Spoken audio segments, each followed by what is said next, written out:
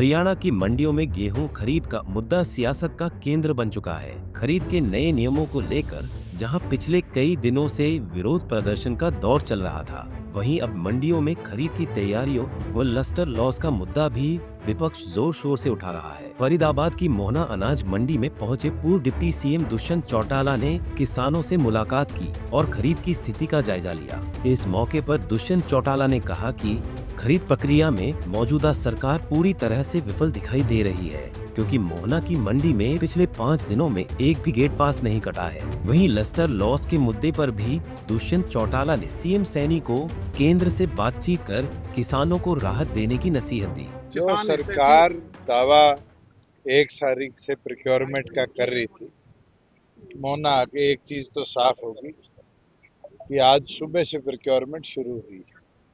इससे पहले एक दाना भी मंडी में खरीदा नहीं गया। जहां बारिश की वजह से लस्टर लॉस इस बार वीट में हुआ है, अब तक सरकार द्वारा उस पर भी कोई रिलैक्सेशन की घोषणा नहीं करेगी। हमारी तो पहले ही मांग है कि तुरंत प्रभाव से, जैसे पुराने वर्षों के अंदर जब जब बारिश के कारण लस्टर लॉस हुआ है, केंद्र सरकार से अनुमति लेकर किसान को उस चीज का फायदा दिया गया।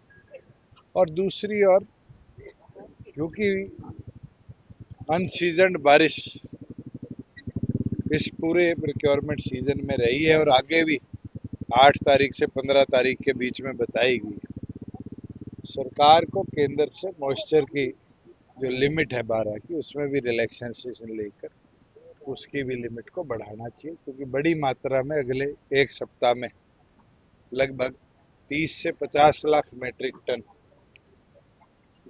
वीट का मंडियों में पूरे प्रदेश भर में आएगा।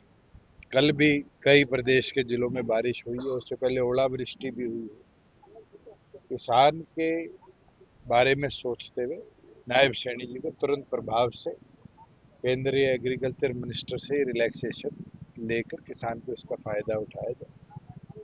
व्यवस्था से भी लोग प्रताड़ित हैं।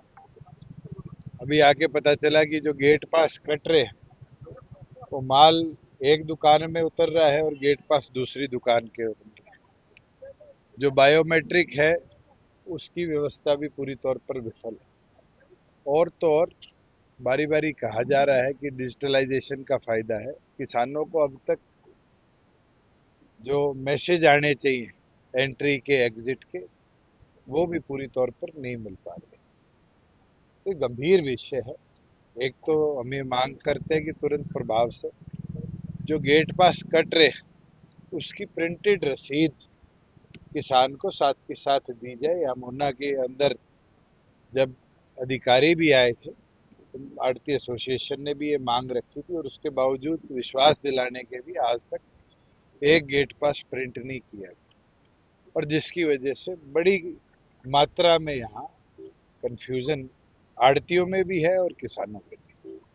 किसान हितैषी होने का दावा बीजेपी कर रही है, किस तरीके से तो देखते हैं? आपको दिख ही रहा है कि एक दिन के आगमन पर मंडी के बाहर कितने ट्रैक्टर ट्रालियां खड़े हैं, मंडी के अंदर कितने ट्रालियां।